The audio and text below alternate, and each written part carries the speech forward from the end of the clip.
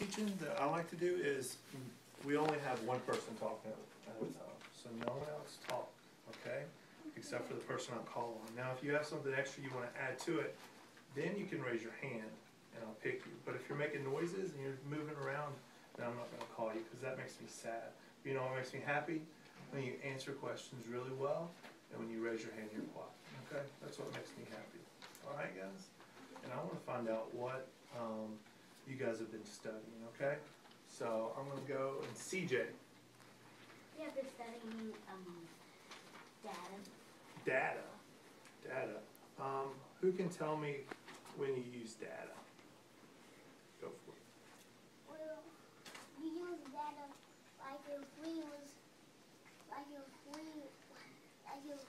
if Mr. Sands asked us what type of teacher which one you want for field day, you can use data and make a graph to prove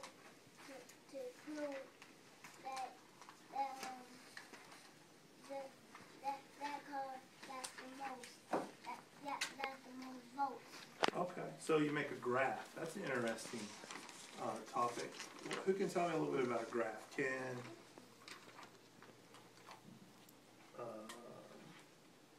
Detrey, is that how you say it?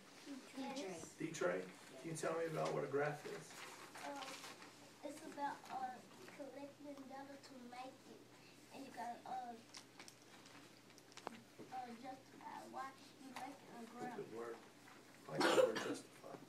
And Howard, can you tell me why you use a graph? What decisions can you make from your graph? And if you want to use specifically what you guys worked on Friday, you can.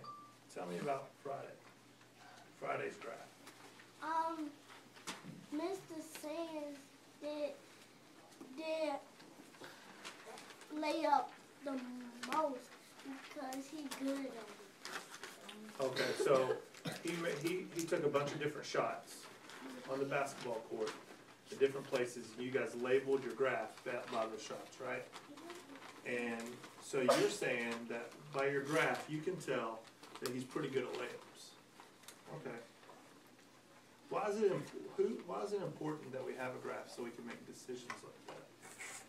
Brian.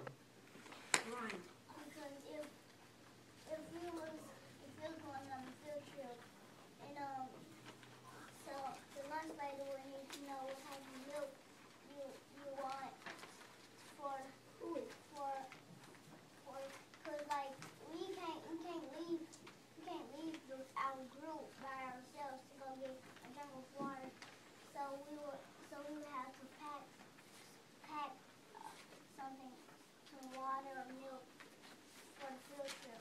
And you got to get a good idea of how many milks or waters it take, and a graph might be a good way to tell that. Okay, now let's move straight to what we worked on Friday, okay?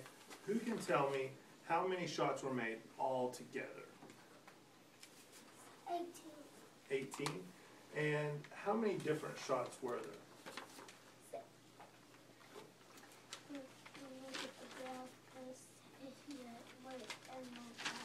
What's that? How many different shots? Were there 4 or 5? 5 and 2. 4? 2. 4 different shots? And they were layup? Elbow shot. Free throw. And free throws. 3 points.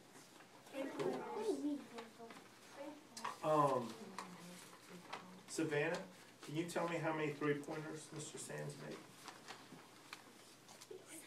5. 5. Can you show me on your graph? That's a good job. Okay. If you were Mr. Sands' coach, based on this graph, Jatavius, if you were his coach, based on this graph, what would you have Mr. Sands work on to get better? Your elbow shot. Why is that? Because he only got 2. Okay. How many times did he shoot it? 2 times. How many times did he shoot altogether? He made it 2 times, right? Yeah. Oh, so he missed 8 shots, right? Okay. So that would be something that you would need to work on.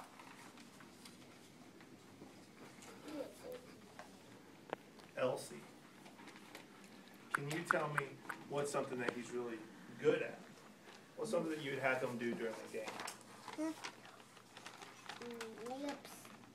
Oh, layups. Has he made the most of the layups? Yeah.